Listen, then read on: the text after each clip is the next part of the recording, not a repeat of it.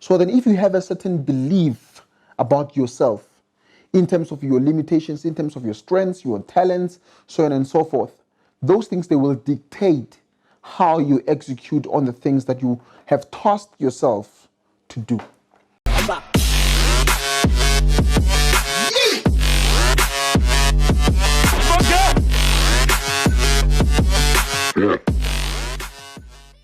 Hi, amazing people. This is me, Michael Tsepotavani, on your screens again. And welcome to the High Performance Show. This is Monday Motivations with me, your host, Michael Tsepotavani, for the High Performance Show. I think I said High Performance like about 4 times, like on that, introduction. But however, this shows the excitement that I have, with regards to what I want to talk to you about today.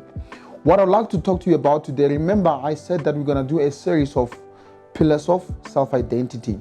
Last week, I think we did purpose, which is one of the pillars. Remember, there are 5. It's purpose, it's beliefs, it's your environment, it's your spiritual orientation, and your relationships as well. So today, I would like to do beliefs, or your belief system, so to say. One of the teachers that I like to listen to, I think who said it? I think it was Tony Robbins. He said this. He said that you can never outperform or outsmart your beliefs. It's like, he said that like your beliefs are like a thermostat, they dictate the temperature that a room will have. So if a thermostat is on a certain Celsius of degrees, or in a certain temperature, whatever you do will actually, be pushed towards that specific temperature. So in other words, your belief sets the tone on which you execute. A lot of us, we are fighting too hard, working too hard, making sure that we get to the end of our deal, whatever it is that we're doing. We do that, being frustrated with ourselves, saying that, I need to push harder, I need to wake up more earlier, I need to do this, I need to do that. And then you are forgetting one important thing, that your beliefs are the things that are setting that tone for you. Again, Tony Robbins, he said this. He said that, the most powerful force in human existence, is our insatiable need, or our need to remain or stay consistent with who we innately believe we are. So then, in other words, there is a person that you hope to be, there is a person that you hope you were, and then there's actually a person that you inherently believe that you are. And what will happen is that whatever that you do will always take you to that person. That person will always draw you towards himself, so to say, all the time, because of it's the person that you inherently believe you are. And these inherent beliefs, they are somehow, in our subconscious mind. They are actually, buried deep within our subconscious minds. This is how we were raised. People who raised us, what they think about money, what they think about success, what they think about education, what they think about faith, what they think about religion, what they think about each and every single thing that matters to you. And those things are the things that actually molded you into the person that you are today, and then they formed your beliefs. A belief is nothing else but a sense of certainty. A sense of certainty, believe it or not. It's like you knowing, being certain that this thing will turn out this way. So then if you have a certain belief about yourself, in terms of your limitations, in terms of your strengths, your talents, so on and so forth, those things, they will dictate how you execute on the things that you have tasked yourself to do. You want to open a business, there are certain beliefs that are innate in you, that you are imbued with, so to say. And those beliefs will actually dictate the manner at which you execute on whatever that needs to be done in order for you to get to the goal that you are after. So what am I teaching today, or what am I sharing today, is very important in a sense that we need to actually work hard to make sure that we interrogate our beliefs. If we have more limiting beliefs than we do have empowering ones, we must make sure that we create a culture within ourselves that cultivate, or that mold, or that helps us to grow, the empowering beliefs than we do the ones that are disempowering us.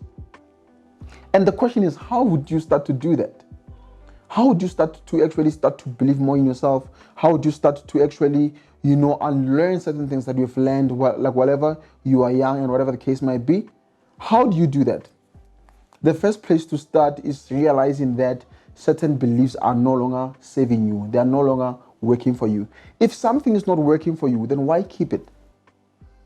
I think that's a very important question to ask yourself. I once told this other mentee of mine, I was like, I think she was 40, let me think. She was 45 by that time. And that was 2 years back, I think. So I was like to her, I'm like, you know what? If you've been living with this sort of belief for 45 years, why don't you just try something for just 1 year? Just 1 year. Or just 2 months, 3 months, whatever the period it was.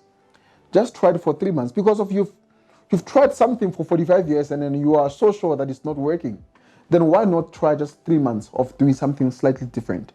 Why don't you for 3 months believe that you have, believe that your future and then your life is worth, your life is worth living, and then your future is worth you saving your life so that you can notice how beautiful it might be? Why don't you put yourself in that space for at least 3 months? Because if you've put yourself in a certain awkward, ugly space for 45 years. So just try 3 months. So the thing is that what I was teaching them there was that it's very important to realize that, in order for you to dismantle your self-limiting beliefs, it's important that you challenge them. You challenge them by seeing that they're not working for you anymore, by noticing that, okay, now I have to actually inculcate new beliefs and not to build beliefs that are actually empowering me. And then you start by making sure that you challenge yourself slightly, a little bit. You keep on challenging yourself. Whatever it is that you want to achieve in your life, whatever it is that you want to perform, you are at school, you want to pass with cum laude, whatever the case might be, or you want to open a business, or you want to be an executive in a company that you work for, it's important to challenge your beliefs, to say that I was born to actually be great. I was born to actually have these specific things that I'm actually looking for in life. And then once you do that, then challenge yourself by doing the things that will put you in a position whereby you are actually becoming that very person that you want to be. Lastly, there is one important thing that I once heard. The guy said that, how did he put it? Yeah, he said this, he said it this way. He said that it's very important to realize that you first need to become before you can actually try to have. So because of when you become, automatically you will have the things that you have become will automatically attract. So there is a certain person that when you are, you can't even help it but to attract certain things. So thank you so much, ladies and gentlemen. I'd really, really, really like you to actually think and contemplate on what I was telling you or what I was talking to you about. To say that whatever it is that is actually holding me back, all these beliefs that are holding me back, I need to challenge them. Because there is a point whereby you actually adopted them, and then there is a point where you can actually drop them. And I think if something's not saving you, the best time to drop it is the time you realize that this thing's no longer saving me. Then just drop it. This is me, Michael Sapotabani. Don't forget to follow us on our social media platforms down here so that you don't miss out on any of the episodes that we will be taking out. Thank you so much. MT Tabani here, signing out from High Performance. Cheers.